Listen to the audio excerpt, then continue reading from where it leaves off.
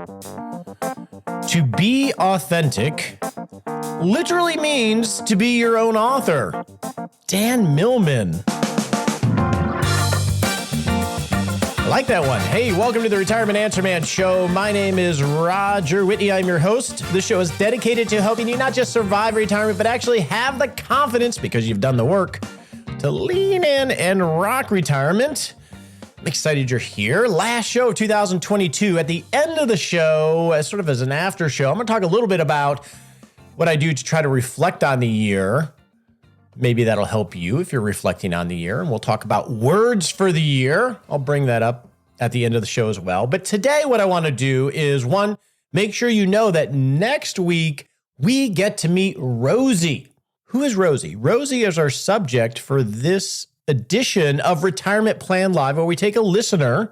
They agree to walk them through the journey, and you get to listen in to Rosie and I slowly building a framework for her to make decisions about how to rock retirement. And you get to listen in and participate in a live meetup at the end to see the analysis. So the theme this year is Rosie retired into a bear market. Hear this story, but Rosie retired about 1.5 years ago and then promptly lost over 1/4 of her and her husband's assets because of this bear market. And now they're wondering, how are we going to rock retirement, and are we okay? So make sure you listen. If you have a friend that you think might be interested, get them to listen to the show. I'd appreciate that. Also, we will be sharing some resources that we're using with Rosie along the way, and we're going to share those in our 6-Shot Saturday email. So if you want to get the resource that can help you take some little baby steps on your journey, and you're not signed up for our weekly summary of the show, 6-Shot Saturday, go to, 6shotsaturday.com or rogerwhitney.com and make sure you sign up. I'm excited about that. So today what we're going to do is we're going to talk a little bit about mindset and what kind of journey you're on as you walk towards or even live in retirement. I want to frame this in a way that I think is really helpful in helping you be the author of your life, be authentic, and live without regret. And then we're going to answer some of your questions, because we love to do that here. So I want you to take a moment and just consider the journey that you're on in this stage of life. Whether you're getting ready for retirement and you're just starting to think about it, or maybe it's imminent, or maybe you're already into retirement. I think this framework can help you navigate it and put names to some of the things that you're dealing with, whether it's identity or how to create a paycheck, who should I trust, who shouldn't I trust, etc. And this framework comes from Joseph Campbell, who is a professor that brought together a lot of ancient wisdom and religion and mythology to bring together what they called the monomyth, the single myth, which is also known as the hero's journey. And we've talked a little bit about this, but I would propose to you that you are on a hero's journey as you think about retirement. And this framing, I think, really helps. So if you are not retired yet, you're in Act 1 of this hero's journey. And Act 1 starts with the call to adventure. Within the retirement framework, what do we mean by that? You're being called to something other than your full-time career. You may just be hearing the call for the first time and starting to think about what could be next. Maybe it's a call that is really powerful in your life right now. So the first step in the hero's journey is being called to an adventure. In this case, it's leaving full-time work. Normally what happens if you've been called is that you resist. You resist the call. No, I can't do that yet. No, that's not for me. I'm not capable of doing that. I don't have the finances of doing that. I don't know what I would do. You resist that call. That's very normal. But the call is still there. Once you have it, you have the call. And then you resist the call. Then what you start to encounter are mentors. Because you're activated in thinking about leaving full-time work, you start to find mentors in your life. You read some retirement articles. Maybe you listen to a retirement podcast or you search one out. Hello, friend. And you find mentors that could potentially help you on that journey. Within the context of this podcast, I hope that I am a good mentor for you. And that's Act 1. In this hero's journey, you can apply in movies and in storytelling. This is what happens all the time. If you think of Lord of the Rings or Star Wars, Luke in Star Wars was called to an adventure and he resisted. And then he encountered mentors, 3CPO and R2D2 and Obi-Wan Kenobi. And then Act 2 is you take the leap into the adventure. In this case, that might be retiring. Perhaps Rosie, who we're going to talk with next week, she took the leap into retirement. Once you take this leap of faith, and it's a leap of faith because it's never certain that the adventure is going to be fruitful and something that is good, because you're going to encounter, once you take this leap, trials and ordeals, just like Luke did in Star Wars, just like Rosie did in taking the leap to retire, having markets be fine, and then suddenly losing over a quarter of their assets because a bear market hit. And these trials and ordeals within the retirement context will come throughout the life in retirement, just like it comes in any life. And in Act 2, as you're on your adventure and dealing with bear markets or health issues or personal issues or what have you, you will also encounter allies and enemies. Again, go back to Star Wars or Lord of the Rings or virtually any story, you see these elements of the hero's journey.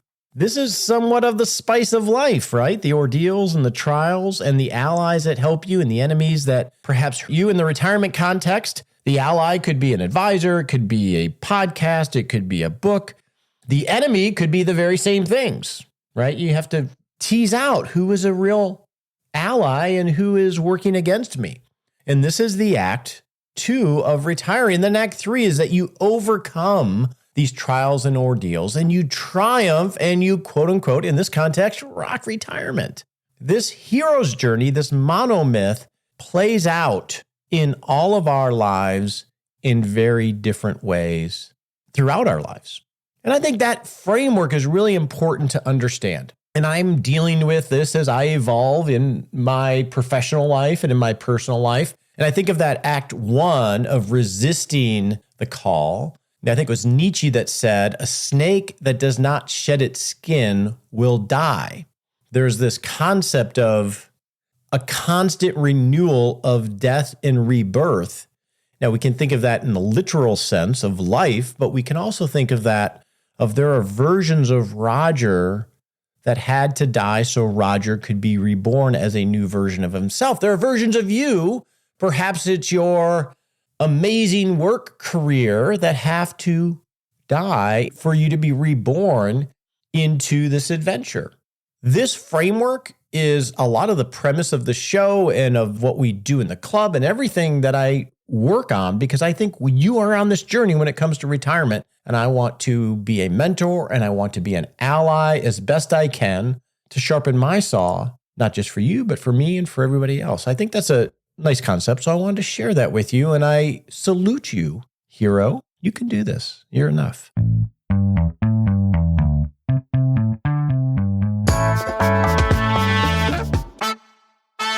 Here we are at the end of the year, and it's time for the last Coach's Corner of 2022. And in perfect spirit, Kevin Lyles is wearing his Grinch tie. Yes, and I should have had Santa Claus, not the Grinch, because that would be more fitting. For you? I don't know. It depends on the day. Welcome, buddy. How you doing? Merry Christmas. Great. It's hard to believe another year has gone by. This is how it happens, and it's easy to postpone things, and I'll do that next year. So maybe that's a good segue into what we're going to talk about, which is the vision for the yet to be firmly named. We have a new segment coming, which Kevin's going to be a big part of. And what was your suggestion for the name? Living Your Best Life. Living Your Best Life, which is definitely what it is. My current votes are either rock retirement or living a heroic retirement. So we're going to come up with a name that we're comfortable with, and obviously some great segue music. And we had our first preview, didn't we, the other day with Bobby on energy. What did you think of that? It was great. I'm going out ordering my blood tests now because I want to know I can continue to eat like I eat without hurting myself. So I'm going to do some experiment. With one frame change that I've had is goals of losing weight or being able to do X amount of whatever, burpees, push-ups, or whatever, has switched to, I want to be able to do a 5K Spartan race when I'm 80. I just want to be able to have the energy to be able to participate. Yeah. And what you have to do between now and then to get there. I love that. Right. So we saw a preview with Bobby, and the other topics that we're going to talk about throughout each month are going to be mindset, going to be relationships, and passions. What gets you out of bed? What do you envision for these, Kevin? Well, I'm excited and I'm thrilled you're expanding. We started this Coach's Corner segment once a month, a couple years ago, and have been doing them. And we both realize the importance of the non-financial side of retirement. And so now that you're going to expand this to a weekly segment, I think it's great. The mindset is where I go to initially because I think your attitude, your decision making, those kinds of things are so important to handling whatever life throws at you. And in retirement, it can throw a lot at you. So I love that area. Now, just so everyone knows, we're not going soft. We're still going to bring the hard stuff within reason on building a plan of record and what is the algorithm for Social Security calculations based on your age and the times of the moon, etc. We're going to focus on the financial part of it, but all the feedback we get, and also within the club, everybody wants to get the money right, but they really care about getting their life right. And that's, I think, something that resonates with every single person I've talked to or emailed with, Kevin, that listens to the show or has been in the club. They're more focused on building a great life. The financial plan is necessary, but not sufficient, right? That's your bedrock. You've got to have that. And it's not just having a plan that works, it's having confidence in the plan. That's what limits a lot of people in their retirement life and some of this non-financial stuff that they want to do. They need confidence in that financial plan. So you're right. That needs to be a big part of the podcast.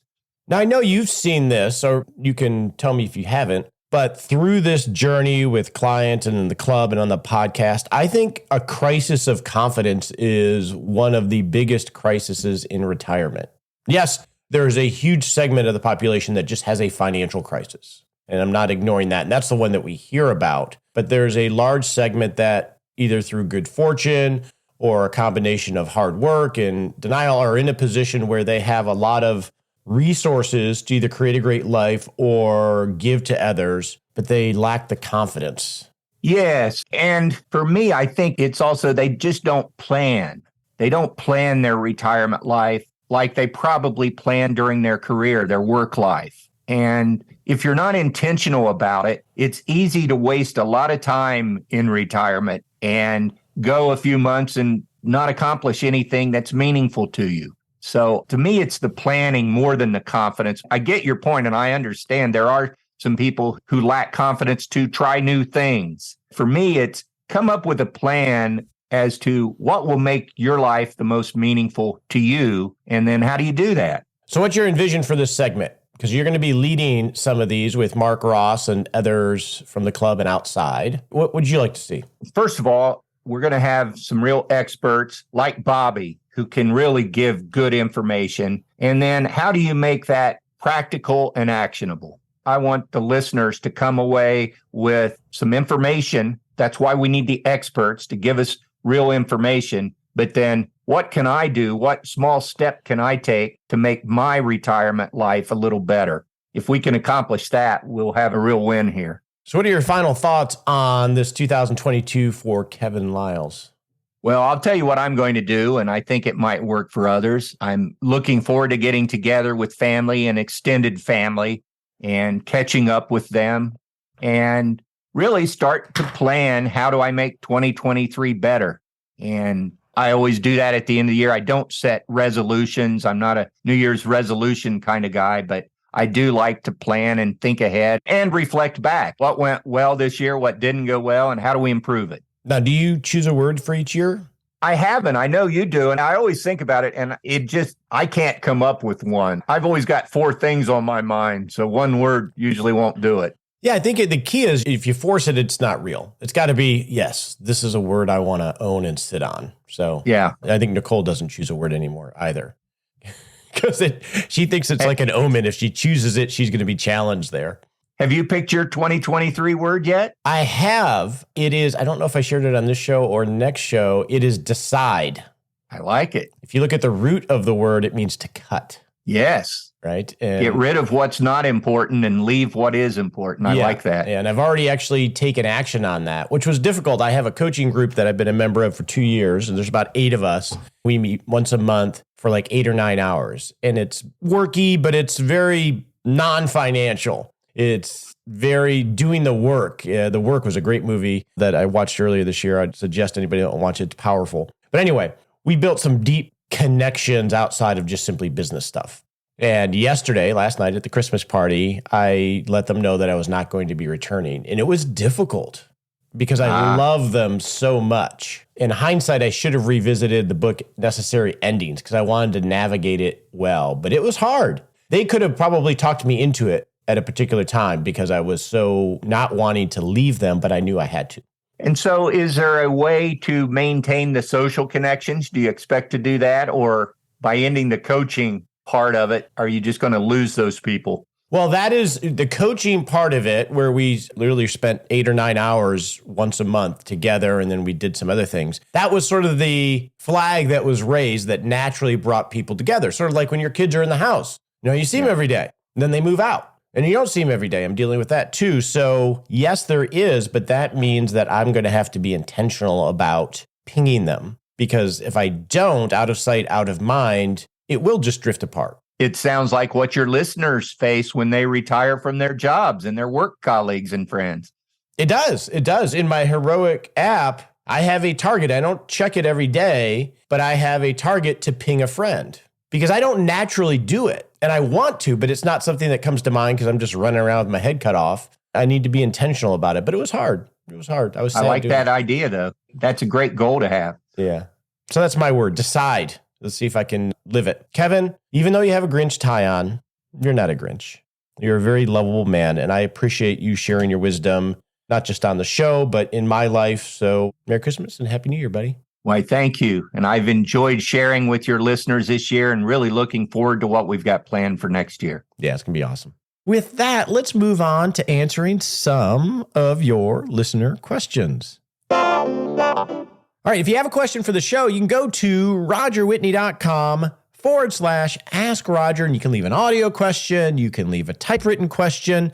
Even with all the changes we're going to have going on with the show, and we're going to try to make it tighter and more impactful for you, but we're always going to be answering your questions. So before we get to a question, I want to talk briefly about the yield curve.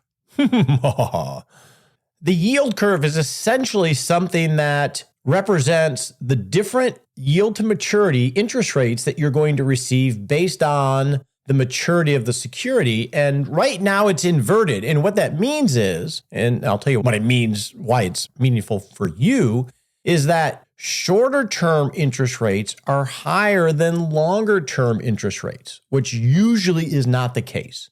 Usually a yield curve has the shorter maturity earning less than the longer maturity. And I went to my Schwab portal and just pulled up U.S. Treasuries. To give you an example, a 6-month Treasury is yielding 4.677% as of this date. A 20-year Treasury is yielding 3.8%. So essentially what that means is that you can actually earn more by investing and committing for less time than you could if you committed for 20 years. And this doesn't happen that often. The rule of thumb is that when you have an inverted yield curve where the shorter maturities are yielding more than the longer maturities, that's a sign that we're possibly going into a recession and that the economy is going to slow down. That's not why I think this is important to you. Why I think this might be important to you is, and we've seen this happen, one of the good things that has come out in 2022 is that interest rates have come up and you can actually earn a yield on shorter term investments. I'm sure you've seen your money markets and your savings accounts increase in yield. So right now, a 6-month Treasury is yielding 4.677. A 9-month Treasury is yielding 4.5. If you have lots of cash reserves, perhaps you built an income floor or you've come into some money from a liquidation event, I would suggest that you should look at shorter term treasuries, 3, 6, 9 month, maybe 1 years out, to park that money if you don't know what to do with it, because you're going to earn a very healthy interest rate relative to a bank money market or even the online money markets. And it's the only thing you can say that is guaranteed, a U.S. Treasury bill, and the yields are really attractive. So just something I wanted to point out because you won't see this very often. This time last year, and I don't know what the exact number was, Treasury bills, these short-term interest rates were like 0. Not quite, but pretty much. So this is a big shift. So I just wanted to point that out to you. With that, let's move on to your questions. Our first question comes from Barbara, and this is actually our most often asked question, amazingly enough. Barbara says, I have a pension that allows me to choose a lump sum payment or an annuity, monthly payments for the rest of my life. I have 1 more year before I'm Medicare age and had planned to work until then to retire. My financial analyst tells me I have enough money to retire anytime, but if I do, I'll have to pay for health insurance prior to Medicare. And this is for myself and my husband. And we're estimating that it's going to be $16,000 per month for the next year. I'm seeing the lump sum diminish over time due to IRS segment rates that have risen, and I'm trying to decide if it will hurt my lump sum by waiting 1 more year, since it will take time to turn the economy around. Or should I retire now and potentially receive a larger lump sum? If I continue work, I will bring in maybe $10,000 a month after taxes. All right, we got a couple moving parts here, Barbara, but let's create a framework to think through this. Number 1 is your financial analyst, advisor, planner says that you have enough to retire now. You're looking at segment rates for your pension. It sounds like you're just leaning towards taking a lump sum and not the pension payments. So usually when you have a pension, for those that aren't as familiar, some pension plans will allow you to take a lump sum of money in an IRA, or the option to have a monthly payment for the rest of your life or the rest of your life and your spouse and various other options. That lump sum, for those of you that aren't familiar with segment rates, can be impacted by segment rates. Every month, the IRS looks at corporate bond interest rates from the past 24 months and makes some estimates of 3 different discount rates. This is going to get a little complicated for calculating a present value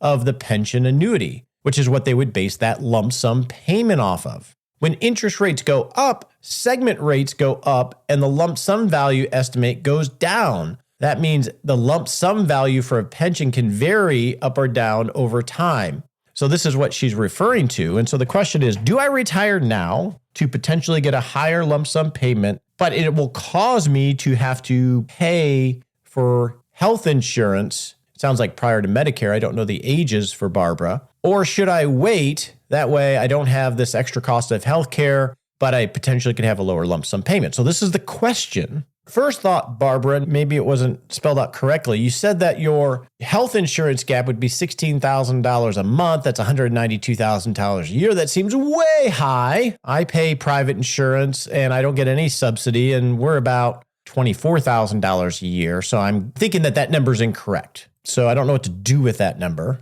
This is a question you want to make sure you get framed correctly, Barbara, to help you decide which pathway is best. It sounds like that either choice is going to be fine financially based on what your financial analyst said. And so you're going to be fine either way based on their analysis, assuming that it's accurate and robust. The question is, Barbara, what do you want? You might frame that, is it worth the extra money for the healthcare? And I'm assuming $16,000 a month is not correct. Let's just assume it's $24,000 a year. Is it worth the extra money not to work and to have time with life freedom because you're ready to take the leap and go on this adventure? That's really the central question. Potentially have a higher lump sum payment. I don't think you're going to get a lot of utility in calculating the differences in the amount paid for healthcare versus the potential decrease in the lump sum. I don't think that's where this decision's made. I think this decision's made is based on what does Barbara and her husband want. Are you ready to go? If you're ready to go, go. Figure out the healthcare. Unless you have something crazy going on, it's not as expensive as you said. And evaluate the lump sum. I wouldn't leave the annuity off the table because this is your one shot at getting that right. Have a feasible plan that your advisor put together. Figure out how to make it resilient and determine whether the lump sum is really the best way to do it. I don't know the answer. Typically, it's not. 8 times out of 10, at least when I do it, it makes sense to do the payments. So I wouldn't not address that. But the central question is, Barbara, what do you guys want to do? Let that drive this decision. If you want to retire now, do it. Don't work one more year for this optimization exercise that you really can't handicap well because we don't know what these segment rates are going to be going forward. And I think that's a more important message to all of us. We need to make sure we factor this in, but don't let this stuff drive the decision because you're likely you make $10,000 a month after taxes. You're in a great paying job. That one more year syndrome can steal a lot of your life. And we all know that one of the top 5 regrets of the dying is, I wish I wouldn't have worked so hard. So Barbara, I wouldn't try to figure this out. Decide what you and your husband want. Healthcare isn't that big of an issue as long as you can afford the payments. If you don't qualify for subsidies, it's going to be roughly $1,000 a month for each of you. I'm just going off of mine. We know that the subsidy structure for the Affordable Care Act has changed, and the change has been extended through 2025, which will get you over this. And that essentially caps your premiums at about 8.5% of your income. So you have that helping you if you don't qualify for subsidies. There's no cliff right now. And so I would dial in that estimate a little bit more because if you're using $16 a month, your estimates are way off, and that's not a reason to work a little bit more. Our next question actually is a sharing of an experience from someone who lived overseas for a period of time. We had a question about this, about living overseas, and we plan on doing a theme on that, hopefully next year, about living overseas. And we had someone that wanted to share their experience. I think they get cut off. Actually, they don't get cut off. It's a little bit longer than normal. It's about 3 minutes, but this is Ron's experience on living overseas for a number of years. Good morning, Roger. My name is Ron, and I wanted to respond to your question about people that may have experience living overseas. My wife and I moved to Costa Rica and lived there about 5 years when we were around 60 and came back to the USA at 66. I think there are 3 areas that I would point out are of concern. We enjoyed our time there. I was still working. I think the first big area has to do with language and culture and red tape. Just the usual business of getting life done, driver's licenses, buying and selling houses, all those kinds of things just take longer, even if you speak the language, which I do. For a North American, you just have to adjust. You're living in a foreign country and it won't be the same. The way we relate to government officials and the pace of life is different, and you need to go prepared to accept and even enjoy the differences there. Healthcare is another big area. When we turn 65, of course, Medicare only pays in the United States, so you need to have a supplement policy, and you can buy local health insurance there in the country. But the big issue arises, my wife needed a hip replacement, and at the nice hospital there in San Jose, they do hip replacements, but at a rate of about 4 replacements a month. And we opted to come back to the U.S. and have it done in Portland, where the medical center that we chose did about 20 a week. So the level of experience and expertise in a lot of medical areas is, though it's available in the country, it's just not the same as in a big city in the United States. And the third area that I'd mention is real estate. We went and bought a condo in cash and thought we got a pretty good deal when we bought it. But we came to realize very quickly when we tried to sell that realtors are very happy to take cash from North Americans, and you can buy quickly, but selling is a big problem. We ended up selling after listing it. It was on the market for about a year, and we lost just a little bit. And the realtor told us that we should consider ourselves very fortunate that we didn't lose more and that it sold as quickly as it did. Selling is a big problem. So I would definitely recommend that people keep their real estate investments here in the U.S. and rent and enjoy life overseas, but don't tangle yourself up with the local real estate market. Anyway, just a few ideas. Thanks for all you do. I appreciate listening to your podcast every week. So I want to thank Ron for that feedback. It was 3 minutes, but that was very helpful from a couple different perspectives, and we'll definitely try to do a series on that at some point. So our next question comes from Larry, and this is really about the Social Security website when it comes to managing and navigating the optimization of Social Security. And not too long ago, as Larry points out, the website was updated, ssa.gov, where there are many more tools available for you to dial in a more accurate estimate of what your Social Security estimate's going to be, including the benefits calculator, the detailed calculator. And this is one thing you got to be aware of when you just use a normal online calculator when it comes to estimating your Social Security. The assumption is that you earn roughly what you've been earning all the way up to full retirement age. And if you were, say, 55 and you retired, you're going to have zeros in earnings between 55 and 65, which aren't calculated within the normal Social Security statement or on these online calculators. And the SSA.gov has some great calculators to help you when you're working on optimizing this. So I just want to thank Larry for sharing that. I guess he didn't have a question, but he had a good recommendation on SSA.gov. Now our next question comes from Paul related to a rollover question. He says, hey, Roger, I'm 57 years old and I'm seriously considering retiring from my job. My question is, can I take outside IRAs and roll them into my present 401k? I'm trying to avoid paying the 10% IRS penalty and want to invest all monies into purchasing rental properties. If that is a possibility, is there a period of time I need to wait to cashing out? So essentially what Paul wants to do, it sounds like, is he's 57 years old. He wants to roll his money into his 401k from outside IRAs. And assuming Paul is separating from service after age 55, one of the provisions in the Department of Labor Code and ERISA regarding to that is there may be the option that you can take withdrawals if you've separated from service after age 55 without the 10% penalty. And he's wondering if he could move a lot of IRAs into that and then execute this strategy so he can take the money out and buy rental properties. So number one, Paul, the first thing you want to do is chat with your 401k provider. So you're 57, so I'm assuming you're working. If you are retired and you still have that 401k, but you retired before age 55, you may not have this option available to you. So you want to check with them on that. But assuming you're working and you're over age 55, first you want to talk with them about, do you allow this option with the 401k? Because just because the regulations say this rule of 55 does not mean that the 401k in its plan document allows it. Those are two different things. So you want to make sure that the 401k plan allows distributions under rule of 55.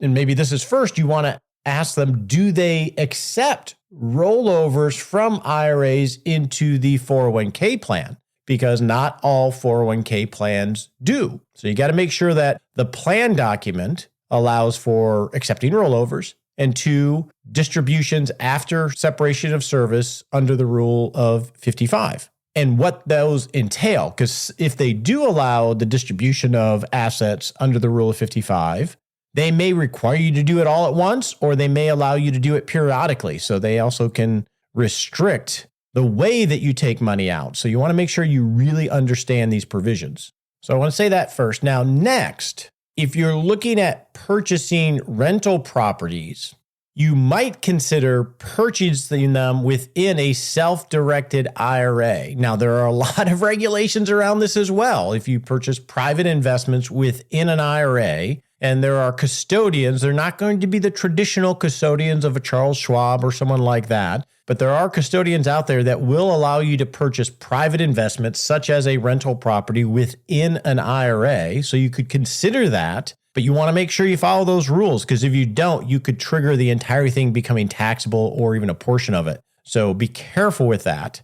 It's a little bit more on the fringe in that you don't see it from the major custodians. Now, if you plan on living off of the income from these rental properties, that may not be a possibility for you. And then the last thing I would suggest is just make sure that you remember the non-penalty from a 10% withdrawal standpoint is if you take a ton of money out of your 401k, that can move you up the tax brackets and you could have a high tax bill in that particular arena or in that particular year that you pull all of that out.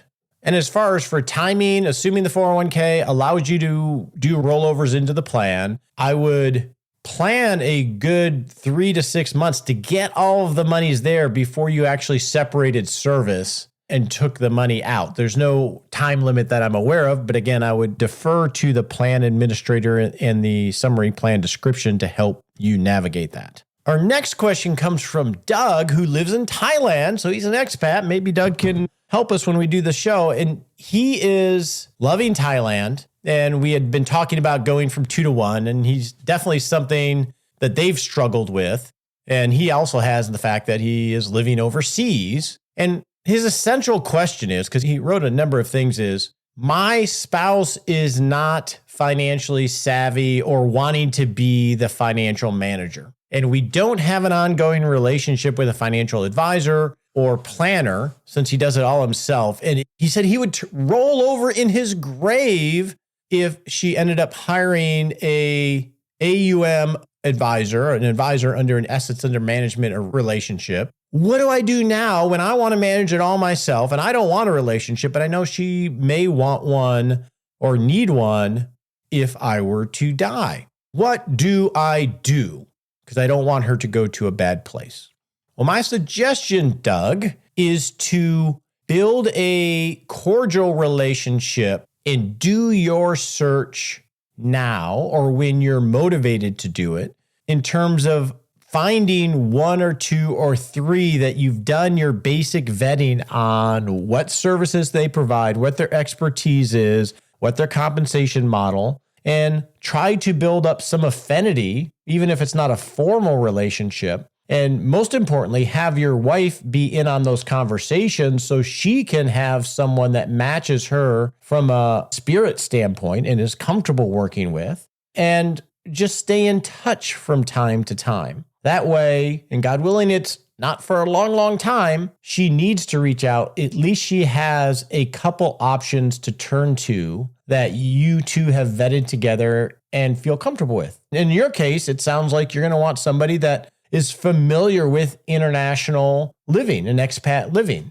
That probably would be a good skill set. Another option would be to have a really, really good tax advisor that your wife is comfortable with, because a lot of this could be accomplished with her and the tax advisor as a counselor as well. But I think do your research now. Find the 2 or 3 people that have the business model that you like, that have the expertise that you like, and that match your wife's spirit. Go have interviews and have discussions, be upfront about it.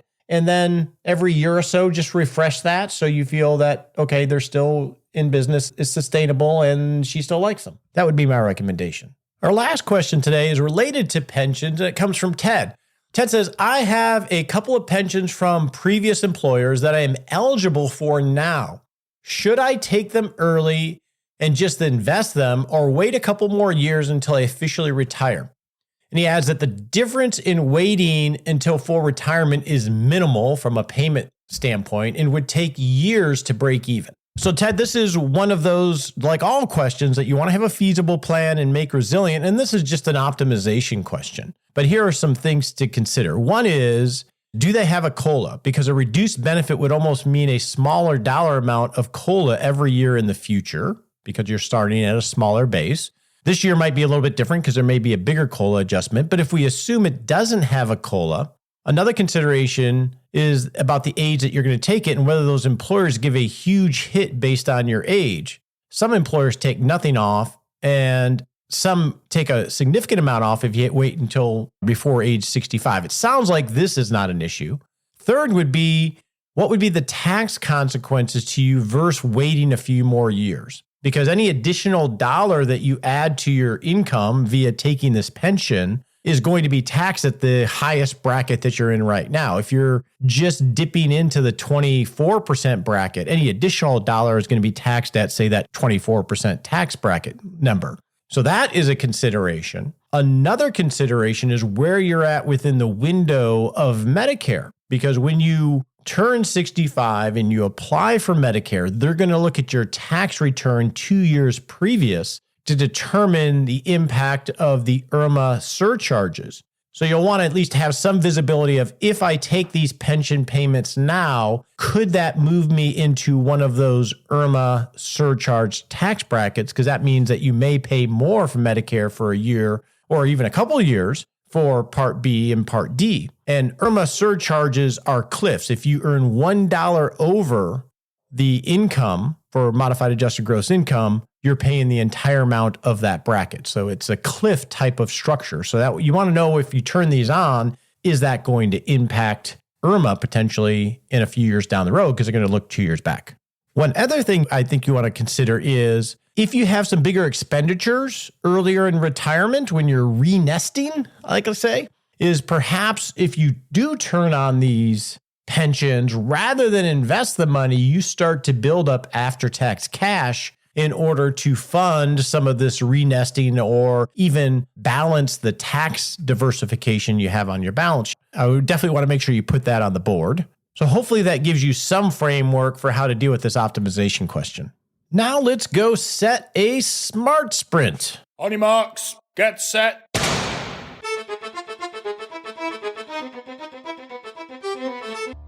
And we're off to set a little baby step you can take in the next 7 days to not just rock retirement, but rock life. Rock life, yes. I don't know how that sounded, but I'm just being silly. Okay, in the next 7 days, I challenge you to choose your word for 2023. Every year, I choose a word. Some are more meaningful than others. My word for 22 was operationalize, which was to actually do things and set up structures to get things done. And I feel very good about that word. We created a SOP, a standard operating procedure for our agile process, that we refreshed the masterclass that is congruent with that standard operating procedure. It's what we use in our practice. I've been pretty good about operationalize. I like that. I almost want to use that word again because I don't want to lose that journey. I'm going to continue that journey. But I came up with my word while I was in Los Angeles last weekend with my daughter. She came with me to do a Spartan race. And my word for 2023, drum roll please, is choose. It's not like a real powerful word. I guess it is a word. Decide, right? That's a good word. That's more powerful. Maybe it should be decide rather than choose. In fact, let's do that. Decide, to cut, is essentially what decide means, because you're cutting out other options. The reason I'm choosing that word is that I have a vision of what I want this podcast to be, what I want the club to be, what I want to try to do with my life from impact to the world and for my family and for myself. I have a vision. I feel I have a lot of agency to work towards that vision of helping people rock retirement. And there are multiple pathways to apply that agency. And I have been dabbling, if you remember that word, I've been dabbling for a while on different pathways, but now is the time to decide. I need to choose a pathway. Not that you can't be agile as you work, but I need to stop dabbling and start deciding and choosing. So that's why I'm choosing decide, I guess. My question for you is, what's your word? What is your guiding light to help keep you centered in 2023?